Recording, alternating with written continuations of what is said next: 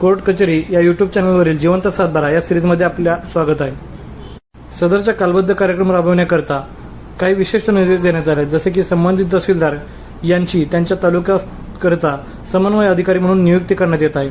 त्यांनी आपल्या अधीनस्थ कार्यक्षेत्रात सदर कालबद्ध कार्यक्रम वर नमूद विहित मुदतीत पूर्ण करण्याबाबतची कार्यवाही करावी। तसेच उपरोक्त कार्यक्रमाबद्दल ग्राम महसूल अधिकारी म्हणजेच तलाठी व मंडळ अधिकारी यांना अवगत करण्यात येऊन उचित कार्यवाही करण्याबाबत सक्त सूचना देण्यात याव्यात। तसेच संबंधित जिल्हाधिकारी यांची त्यांच्या जिल्ह्याकरिता नियंत्रक अधिकारी म्हणून नियुक्ती करण्यात येत आहे।